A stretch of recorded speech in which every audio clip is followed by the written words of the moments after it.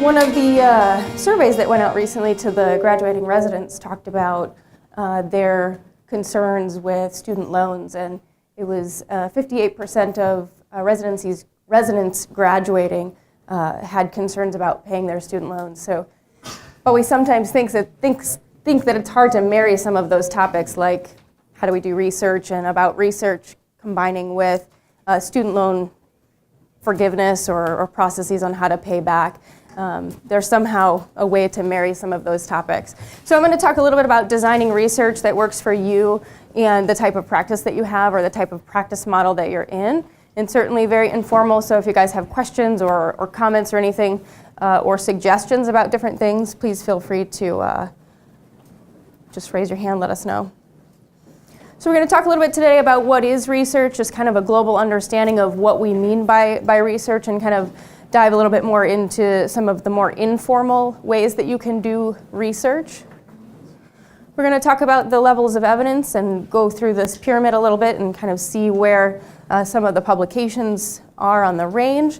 And then some other opportunities for doing research. They can be relatively formal opportunities or some other more informal efficiency types of things you can do in your practice depending on what your setting is like. And I hope we have some time at the end too to maybe get some audience participation in finding out what people are doing in their practices and or how you're making the time for that and what people's interests are, and being able to really find some colleagues that maybe share similar interests and can maybe work together on how do you fit research into your practice versus somebody in maybe a different setting. So we're going to think back to our school days or resident days when we learned how to evaluate research, think about the levels of evidence. We're going to explore a few different types of research based on that levels of evidence pyramid. And then we're going to talk about the importance of getting involved in research and why it's important for us as a profession. So what is research? When you guys hear the word research, what are some key words that you think about? What? Data. Perfect. IRB, EBM, evidence-based medicine, scientific rigor, those types of things, right? Maybe a lot of hoops to jump through, things that take a lot of time to get experience with. We're thinking about this systematic approach to collecting information, analyzing it, and producing some sort of conclusion or results so that we can, as a profession, do a better job of taking care of our patients, become more efficient. And really one of the key things that I want to talk about at the end of this presentation is how we as a profession can put more information out there to have other people, whether they're in our profession, the public, other colleagues that are medical professionals but not podiatrists, how they can look at us and know that we're doing scientific research that's of a certain caliber. How many of you guys have seen this before or something to this effect? Okay, great. The top little red triangle, very, very small. There aren't a lot of level 1 studies, especially in our profession.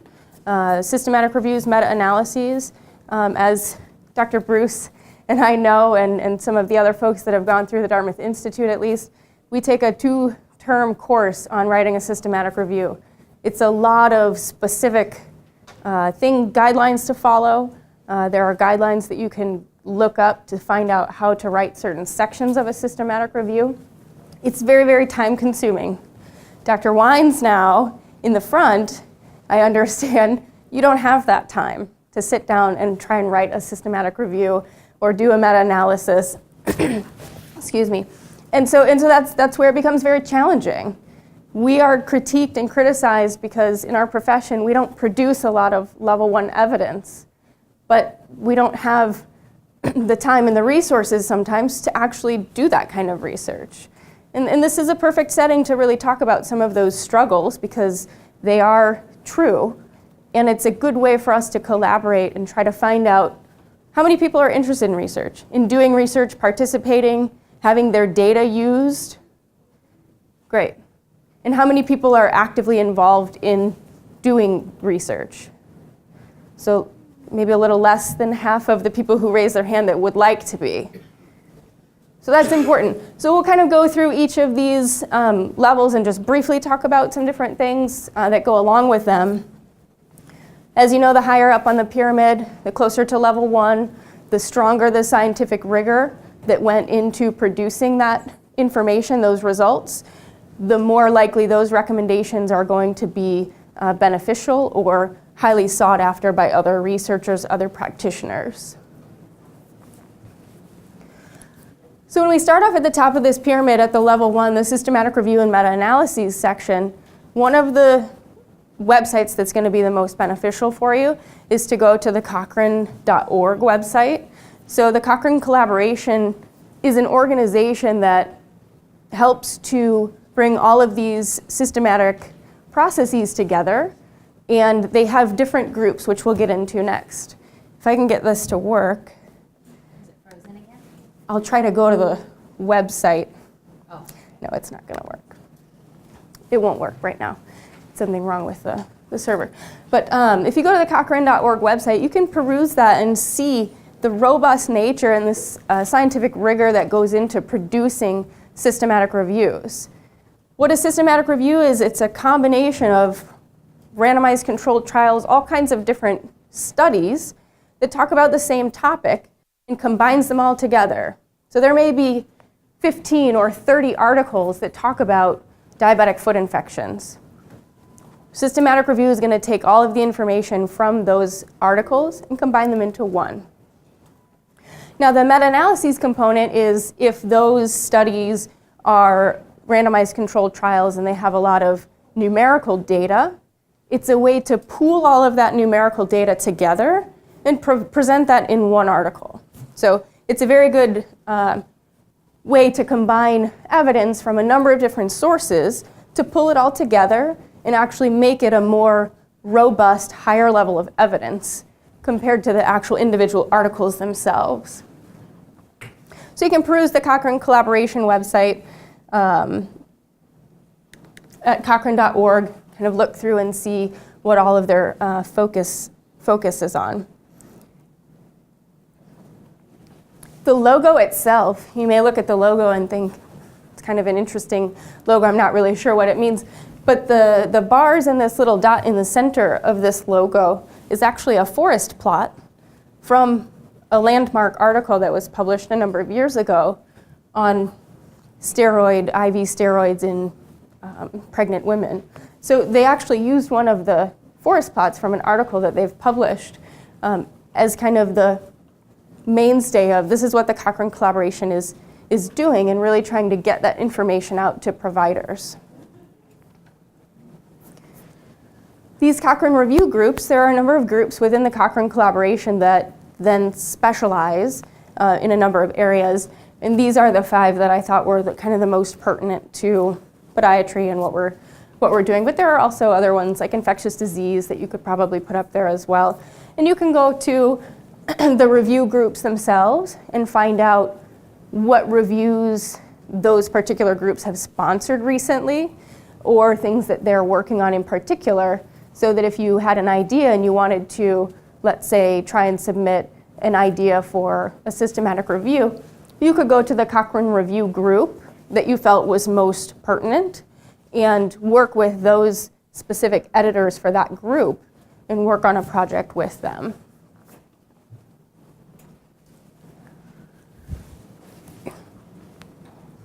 So the other kind of study that's in that top tier, those level 1 studies that we don't see too frequently in our profession, are the randomized controlled trials. Randomized controlled trials are registered on clinicaltrials.gov. So one of the things that is oftentimes lacking is the actual registration piece of this. So if you're doing a randomized controlled trial or you're interested in doing one, I would recommend highly getting onto this website and registering your study. For some of the studies that have been published recently, there was one, I want to say within the last year or two, that was published in JBJS by a podiatrist, was looked down upon because it was not registered with clinicaltrials.gov.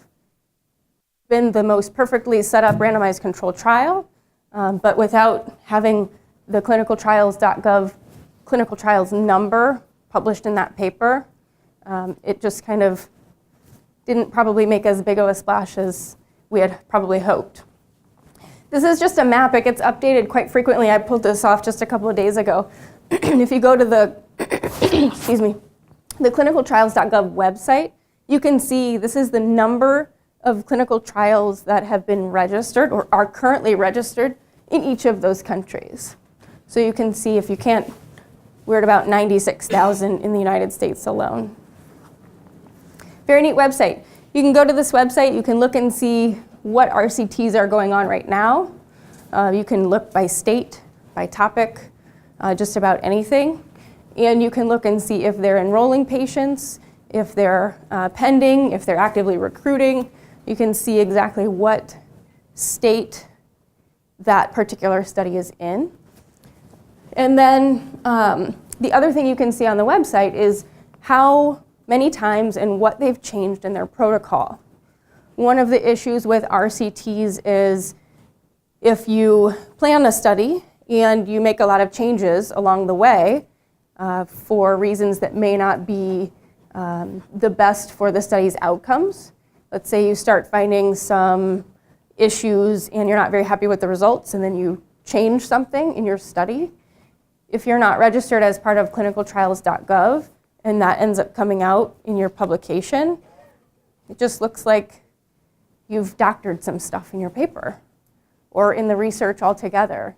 And that's when you've done all of this work to create this great RCT, and then people may look at it and they say, well, it wasn't registered.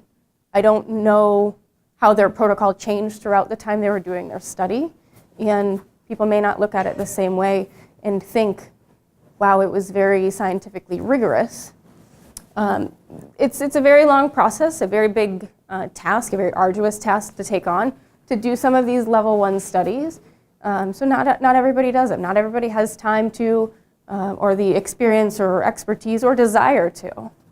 But if you have ideas or thoughts about doing studies, it's really important, even in this kind of a setting, to let somebody know that. And we're a tight-knit profession. We can always communicate with people that may have similar interests and really be able to make those relationships happen and those introductions happen. So you can peruse that clinicaltrials.gov website too at some point if you're interested. So this is a book that we use at the Dartmouth Institute when we were in school. And it's a very good book. It kind of breaks it out by chapter specifically for the different types of research. So there's a section on systematic review meta-analyses. There are sections on how to set up cohort studies, how to set up all kinds of different styles of studies. So if that's something that interests you, Hully, there's actually a new edition, but you can get the Hully book. It's very helpful. Kind of moving down, now we're in the orange box and the yellow box and the green box kind of together. These are some of the combined case reviews, case series, case studies. If you have an interesting case, an interesting series of cases, you're noticing some trends, or you feel like for something that we treat a lot, you're trying some alternative treatments and you want to really track and follow those patients. My recommendation would be to follow those patients from now forward, as opposed to 5 years from now looking back on all of that data. It's very helpful if you think about things now and collect that data prospectively instead of trying to look back. Yeah, Jake. So in the My APMA, the young members pull out section of that, the very back page, which I have coming up, is a whole section that Drs. Fleischer and DeHeer wrote on IRB, and some questions and some websites and some things, because you can go to the website and figure out, does my research need IRB approval? Yeah, but there are some maybe parts of that APMA News article that may help you in terms of resources if you're affiliated, right, with an institution. Yeah. I'm getting tired of the bureaucracy. Yeah.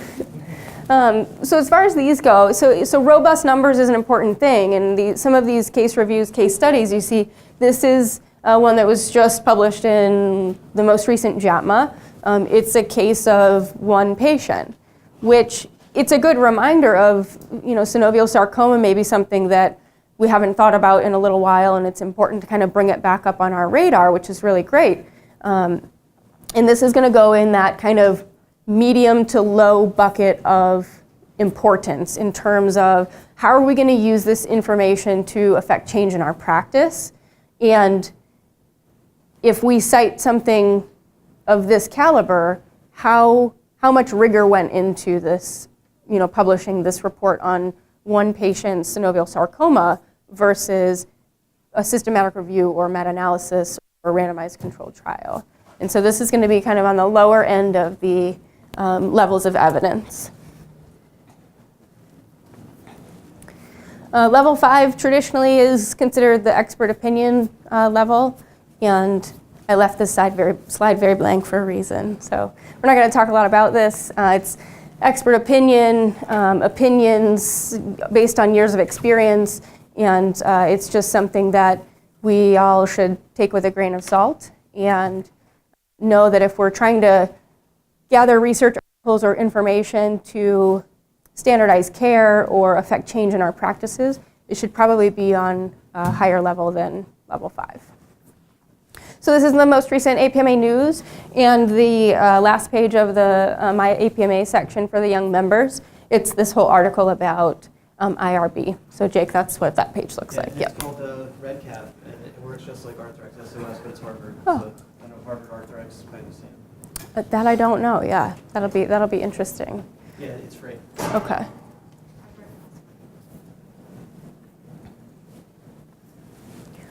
So if some of the things that we've talked about so far doesn't really seem like something that you would want to be interested in or you are interested in, there are lots of other types of research that you can get involved with, and it can be quite informal. It can be something to benefit your practice.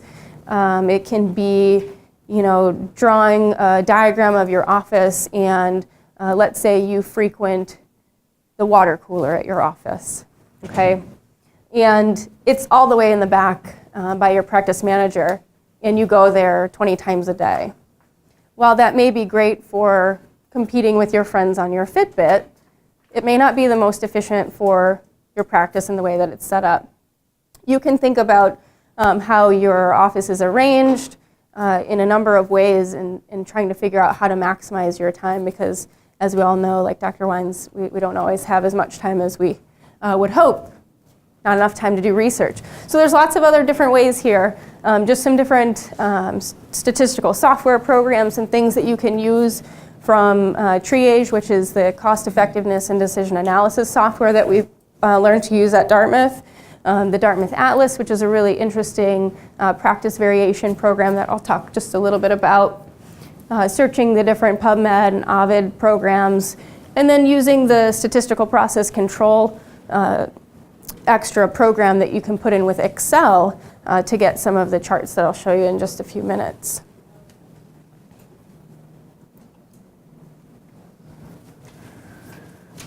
So cost effectiveness analysis or decision analysis is a separate type of research that you can do. It's of higher scientific rigor than some of the small case studies and level 5s. So it's a really interesting type of research.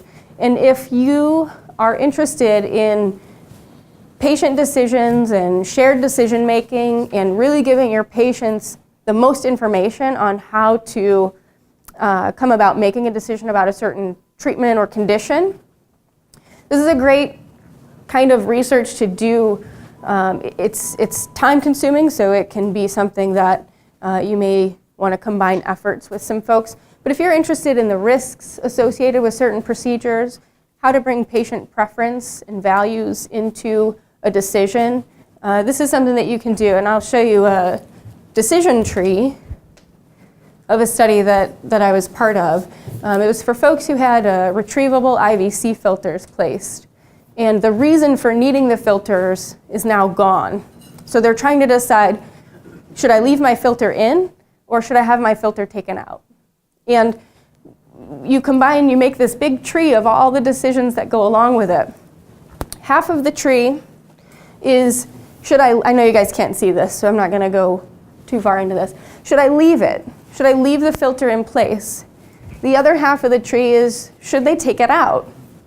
And what you do is you comb through all of the literature about this topic, and you find out what the probabilities are of certain things happening. So if you retrieve the filter, if they take it out, a few things could happen. I could be well without the filter. I could survive the procedure and be doing just fine. At the top is well with the filter. They left it in and I'm doing just fine. Or I die. In the middle here. I don't survive the procedure and that's obviously bad. So you look at all of the literature and you figure out, well, what are the probabilities of some of these things happening? And if something happens in my procedure and I'm not doing well, what does that mean for my quality of life?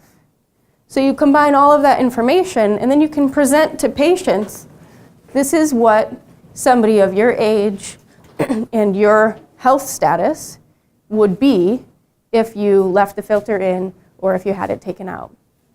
So it's a very good tool to be able to use all of that literature that's out there about some of these topics to give an answer. One of the issues we have is we don't always have great data to put into those kinds of trees. So if we don't have good high quality data telling us what the probabilities are of some of these outcomes, it's only as good as the data you put into it. So some of the other areas, thinking about efficiency in practice and how can we make the most of our time. You can do some analyses in your practice. Let's say, I was hearing some folks talk about how long it takes to get an appointment with you. Let's say your wait time is 3 months and you're losing new patients to another provider in the community. That needs to change, right?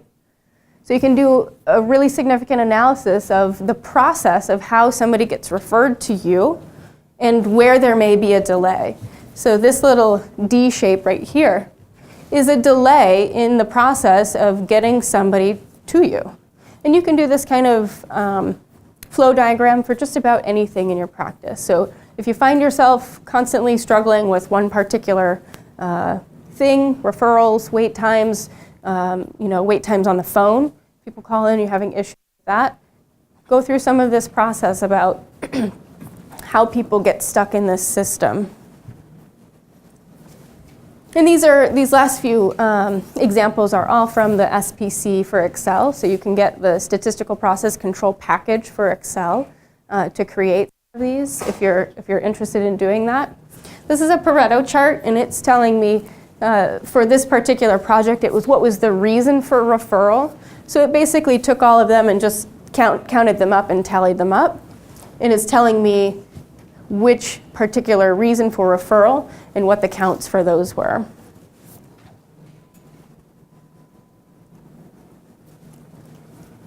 You can also have some box plots and things just to give you an idea. This was how long people waited depending on how urgent their referral was. So you can do some of those box plots to just see if there are any outliers in your practice depending on what type of problem you have. And again, just some other types of analyses that you can do. This is looking at the different amount of days people have waited for a referral and trying to decide, is there a point in time, like this next picture, when somebody may have waited a significant amount of time. This particular chart is for a different project, but it'll show you where the peak is above the top line if that was considered an outlier. So there are lots of different ways, lots of different, it doesn't have to be a systematic review, it doesn't have to be an RCT. You can get involved with some of those things, and we're hopeful that more and more people will be able to get involved with those, but there are some other styles and types of research that can be done. This is a picture of the Dartmouth Atlas. And the Dartmouth Atlas really looks at practice variation Dr. Wenberg, who was helping found the Dartmouth Institute many years ago, he started his career in northern New England and really started to see a difference based on the communities that kids grew up in. There was a very different rate of tonsillectomy. So he was noticing, depending on which county or little town kids grew up in, they either had their tonsils out or they didn't. And he was very interested in trying to figure out, why is that? Is there something going on regionally in each of those areas that caused more kids to have their tonsils out versus less kids? So he created this whole idea of the Dartmouth Atlas. And what they do is they break up the country. You can see all of the little different sections.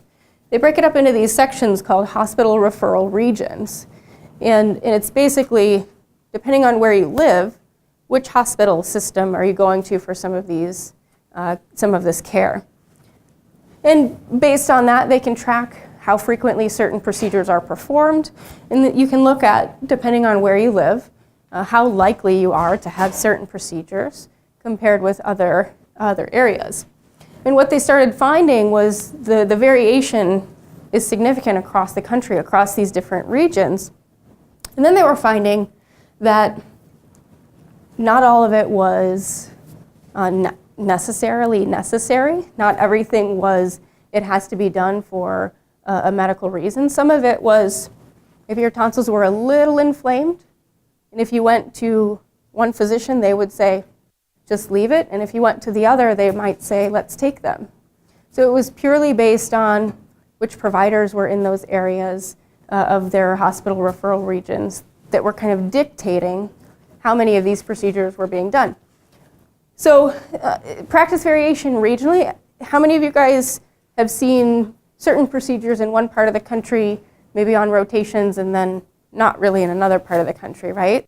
So we hear a lot about, gastroc recession and Lapidus, that's a, Northwestern kind of a procedure in the Northwest. And, you go to other places and you just may not hear as much about certain procedures. This would be a really neat thing. We don't have a lot of elective type of data for this type of a mapping program. It's all Medicare claims data right now, so there's only a certain subset of things that you can really search really well on the Dartmouth Atlas. And then the last few things I'm going to talk about, the other research styles.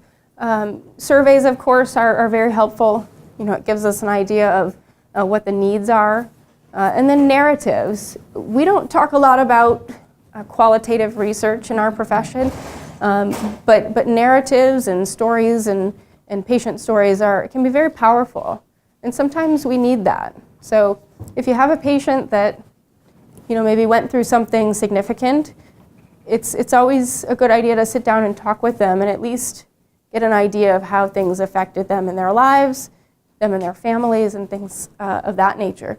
Because sometimes the narratives really get lost as we think about RCTs and numbers and crunching numbers and data and all that. But sometimes the stories can be the most powerful. Social, behavioral, and environmental issues, those can also be researched. You can, in some cases, maybe try and work with a basic sciences kind of person, especially for occupational exposure issues. Sometimes those can be really interesting things to think about if you feel like nail dust or chemical exposures or things like that are a big component of your worries or other people's worries about using certain products. So those are things that you can also get into if you're interested in those. And really the reason why this is so important to talk about, and I'm glad we're going to have a few minutes to kind of talk amongst the group about some of the maybe barriers to doing research, and if there's anything else that we can do to try to help facilitate some things, is in 2011, AOFAS, and this was actually published in 2012 in FAI, they did a study and looked at some of the foot and ankle journals. And what they found were lower rates of the higher levels of evidence, so pretty low rates of levels 1 and 2 evidence. And they found that a lot of the foot and ankle research that was being published, well, they found that not a lot of the research being published was by podiatrists. And so here we are, in journals of our own organizations, and we're not necessarily being, representing our own profession. And so I think it's really important that as young folks get involved, whether that's sharing your data, collecting data, first of all, sharing data with people who are interested in doing the research, just so that we can all use it together to demonstrate the value of our profession, because that's something that is going to be very important moving forward with all the changes in the healthcare climate, and really being able to work together to show everybody in the foot and ankle community that we are the leaders. We're the leaders of this profession. We're the leaders of the research. We own the research. We want to do the right thing to help provide our members with information of a certain level of scientific rigor so that we can all practice the buzz phrase, evidence-based medicine. I think that's the biggest thing that's going on these days. And those were just the conclusions of that. So the last few things I want to talk about before I maybe just ask a couple of questions of you guys is find somebody that you know that's into research, that wants to do research, that has done some research, and just talk with them. There's a lot of folks that, like I said, we interconnected. We can always point you in the right direction if we're not the right folks for it. It doesn't have to be a formal affair. If you don't want to go to the Cochrane.org website and download the guidelines on how to write a systematic review or write your own protocol for a randomized controlled trial, you don't have to. It can be something as simple as petitioning your practice manager to move the water cooler for you if you want, if you visit it frequently. And then, again, the importance to the future of our profession, which I kind of just touched upon, so I won't go into that anymore at this point. Happy to answer any questions that you guys have. That's all I have for the prepared part. I'd love to ask you guys some questions, but I'll open up to the floor first.